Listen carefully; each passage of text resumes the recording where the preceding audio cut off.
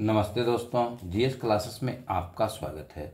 दोस्तों, आज हम लोग बीपीएससी प्रधान शिक्षक परीक्षा के लिए डीएलएड कोर्स से यूनिट 6 के महत्वपूर्ण ऑब्जेक्टिव क्वेश्चन पर चर्चा करेंगे। दोस्तों, यूनिट 6 में हमें NCERT, SCERT, NCTE, diet, BRC, CRC एवं अन्य महत्वपूर्ण शिक्षण संस्थानों के बारे में पढ़ना है। तो इन्हीं शिक्षण संस्थानों से जो भी ऑब्जेक्टिव क्वेश्चन बनेंगे उस पर हम लोग चर्चा करेंगे। इसमें लगभग 75 क्वेश्चन डालने पर आपको इस यूनिट का सभी क्वेश्चन जो महत्वपूर्ण बनेगा वो हो जाएगा। तो आज के मॉडल सेट में हम 25 क्वेश्चन सेट डाल रहे हैं और इसी तरह जो है सो दो मॉडल सेट में 25-25 क्वेश्चन करके 75 क्वेश्चन यूनिट 6 से डालेंगे तो आपका यूनिट 6 पूरा हो जाएगा। इस तरह हम धीरे धीरे जो है सो सभी यूनिट वाइज क्वेश्चन को डालेंगे। कृपया आप लोग सहयोग बनाए रखें। तो पहला क्वेश्चन हमारा है, राष्ट्रीय शैक्षिक अनुसंधान एवं प्रशिक्षण परिषद एनसीईआरटी की स्थापना कब की गई थी? तो इसकी स्थापना 1 सितंबर 1961 को की गई थी। दूसरा क्वेश्चन है, राष्ट्रीय शैक्षिक अनुसंधान एवं प्रशिक्षण परिषद एनसीईआरटी का मुख्यालय कहाँ है? तो इसका मुख्यालय न्यू दिल्ली में है। इसका आंसर हो जाएगा दिल्ली।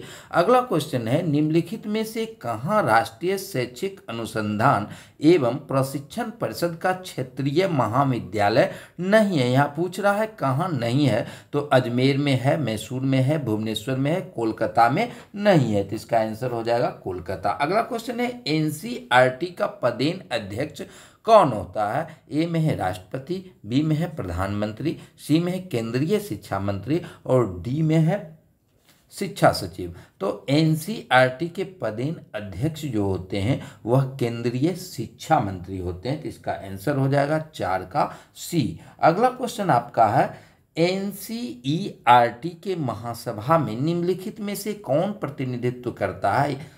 ए में है राज्यों के शिक्षा मंत्री, बी में है प्रख्यात शिक्षाविद, सी में है अध्यापक, डी में उपरोक्त सभी। तो इसमें महासभा के में जो है भाग लेते हैं सभी, यानी कि राज्य के शिक्षा मंत्री भी होते हैं, शिक्षाविद होते हैं, अध्यापक लोग होते हैं। तो इसका आंसर हो जाएगा उपर्युक्त सभी। अगला क्वेश्चन है, निम्नलिखित में से कौन सी पत्रिका एनसीईआरटी द्वारा प्रकाशित नहीं की जाती है? ध्यान देंगे, इसमें पूछ रहा है प्रकाशित नहीं की जाती है। ए में है प्राथमिक शिक्षक, बी में है योजना, सी में है स्कूल साइंस और डी में है इंडियन एजुकेशन रिव्यू। तो प्राथमिक शिक्षक, स्कूल साइंस और इंडियन एजुकेशन रिव्यू जो है सो ये एनसीईआरटी द्वारा प्रकाशित की जाती है, जबकि योजना इसके द्वारा प्रकाशित नहीं की जाती है। योजना सूचना एवं प्रसारण मंत्रालय से निकलती है। अगला क्वेश्चन है, राष्ट्रीय शैक्षिक अनुसंधान तथा प्रशिक्षण कौन सुमेलित है? तो राष्ट्रीय शैक्षिक अनुसंधान तथा प्रशिक्षण परिषद 1961, बी में है राष्ट्रीय अध्यापक शिक्षा परिषद 1955 और सी में है राष्ट्रीय सामाजिक विज्ञान अनुसंधान परिषद 1969।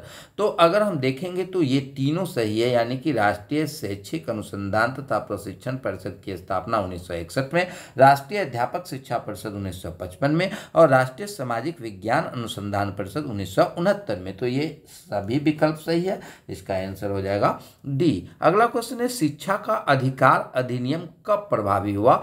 तो यह जो है 1 अप्रैल 2010 से प्रभावी हुआ था।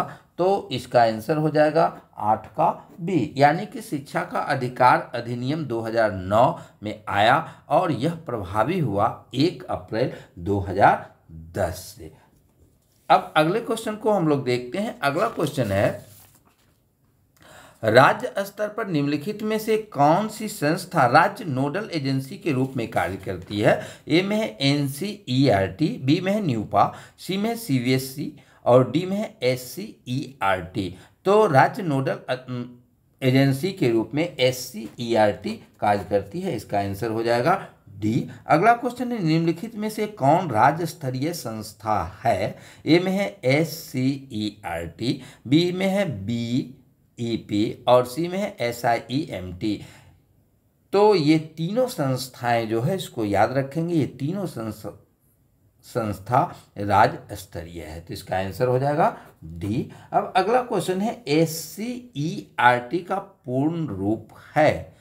तो SCERT का पूर्ण रूप होता है state council of educational research and training, state council of educational research and training, तो इसका आंसर हो जाएगा 11 का बी। अगला क्वेश्चन है SCERT के संबंध में निम्नलिखित में से कौन सा कथन सत्य है। ए में है इसका निर्माण राष्ट्रीय शिक्षा नीति 1986 व इसकी कार्य योजना 1992 के तहत की गई। बी में है यह राज्य स्तरीय नोडल एजेंसी के रूप में कार्य करती है। सी में है यह बहुआयामी कार्यक्रमों का संपादन करती है। और डी में है उपरोक्त सभी, तो इसका आंसर हो जाएगा उपरोक्त सभी। अब अगला क्वेश्चन है SCERT का प्रमुख उद्देश्य निम्नलिखित में से क्या है। ए में है विभिन्न प्रकार के शैक्षिक अनुसंधान आयोजित करके शिक्षा की गुणवत्ता को बढ़ाना। बी में है शिक्षक शिक्षा में सुधार करना। और सी में है शैक्षिक नवाचारों के लिए प्रचार करना। और डी में है उपयुक्त सभी। तो SCERT के प्रमुख उद्देश्य ये सभी हैं, इसलिए इसका आंसर हो जाएगा डी उपयुक्त सभी। अगला क्वेश्चन है निम्नलिखित में से कौन केंद्र स्तरीय संस्था है। ए में है SCERT, बी में है NCERT, सी में है डाइट और डी में है VRC। तो अगर हम इसमें देखें तो केंद्र स्तरीय संस्था इसमें NCERT है, जबकि SCERT राज्य स्तर की है, डाइट जो है सो जिला स्तर पर है और VRC जो है सो प्रखंड स्तर पर है। इसको याद रखेंगे, SCERT राज्य स्तर पर, NCERT केंद्र स्तर पर, डाइट जिला स्तर पर और VRC जो है आपका ये प्रखंड स्तर पर है। अगला क्वेश्चन है निम्नलिखित में से कौन सी जिला स्तरीय संस्था, तो अभी इसका मैंने चर्चा की, डाइट जो है आपका यह जिला स्तरीय संस्था है, CRC संकुल क्लस्टर स्तर पर है, SCERT ये राज्य स्तर पर है और VRC आपका प्रखंड स्तर पर हो गया। अब अगले क्वेश्चन को हम लोग देखते हैं। अगला क्वेश्चन है CRC का पूर्ण रूप है। तो CRC का पूर्ण रूप जो है यह है क्लस्टर रिसोर्स सेंटर, तो इसका आंसर हो जाएगा 16 का ए। अगला क्वेश्चन है जिला स्तर पर शिक्षा विभाग का प्रमुख अधिकारी होता है। ए में है जिला कार्यक्रम पदाधिकारी, बी में है जिला शिक्षा पदाधिकारी, सी में है जिला परियोजना पदाधिकारी और डी में जिला शिक्षा निदेशक। तो जिला स्तर पर शिक्षा विभाग का मुख्य अधिकारी जो है सो जिला शिक्षा पदाधिकारी होते हैं, तो इसका आंसर हो जाएगा बी। अगला क्वेश्चन है डाइट की स्थापना किस नीति के तहत किया गया था। ए में है राष्ट्रीय शिक्षा नीति 1986, बी में है सर्व शिक्षा अभियान, सी में है राष्ट्रीय शिक्षा नीति 1982 और डी में इनमें से कोई नहीं। तो डाइट की स्थापना राष्ट्रीय शिक्षा नीति 1986 के तहत की गई थी, तो इसका आंसर हो जाएगा 18 का ए। अगला क्वेश्चन है बिहार शिक्षा परियोजना BEP की शुरुआत कब हुई थी। ए में है 1990, बी में है 1991, सी में है 1992 और डी में है 1993। तो बिहार शिक्षा परियोजना की शुरुआत 1991 में की गई थी। अगला क्वेश्चन है बिहार शिक्षा परियोजना निम्नलिखित में से किन बातों पर सर्वाधिक बल देती है। ए में है बालिकाओं की शिक्षा, बी में है अल्पसंख्यकों की शिक्षा, सी में है समाज के वंचित व दलित वर्गों की शिक्षा और डी में है उपर्युक्त सभी। तो इसका आंसर हो जाएगा उपर्युक्त सभी। अब अगले क्वेश्चन को देखते हैं। अगला क्वेश्चन है भारत सरकार के मापदंडों के अनुसार कितनी जनसंख्या पर 1 किलोमीटर के दायरे में प्राथमिक विद्यालय होना चाहिए। तो यह 300 जनसंख्या पर जो है सो प्राथमिक विद्यालय होना चाहिए, यानी कि 1 किलोमीटर के दायरे में 300 की आबादी पर जो है सो एक प्राथमिक विद्यालय होना चाहिए। अगला क्वेश्चन है शिक्षा के अधिकार अधिनियम 2009 के तहत विद्यालय प्रबंधन समिति में कितनी प्रतिशत महिलाएं होगी। तो ये आप विद्यालय प्रबंधन समिति देखेंगे तो उसमें पूर्ण वर्णन है कि कितना प्रतिशत महिलाएं होगी, तो इसमें 50% महिलाएं होगी। और विद्यालय प्रबंधन समिति का निर्माण किस तरह से होगा इसके बारे में भी है, तो इस पर हम अलग से चर्चा करेंगे। यहाँ पर जो है सो विद्यालय प्रबंधन समिति में 50% महिलाएं होगी। अगला क्वेश्चन है जिला प्रारंभिक शिक्षा कार्यक्रम की शुरुआत कब हुई थी। तो जिला कार्यक्रम शिक्षा कार्यक्रम की शुरुआत 1993 ईस्वी में हुई थी, तो इसका आंसर हो जाएगा बी। अगला क्वेश्चन है अखिल भारतीय प्रारंभिक शिक्षा परिषद की स्थापना कब की गई। अखिल भारतीय प्रारंभिक शिक्षा परिषद की स्थापना 1957 ईस्वी में की गई थी। तो इसका आंसर हो जाएगा डी। अब अगला क्वेश्चन है, विद्यालय के लिए शिक्षक तैयार करने में किसकी भूमिका महत्वपूर्ण होती है? तो इसमें हो जाएगा NCTE। तो इसका आंसर बी होगा। तो ये आज के कुछ महत्वपूर्ण क्वेश्चन यूनिट 6 से थे।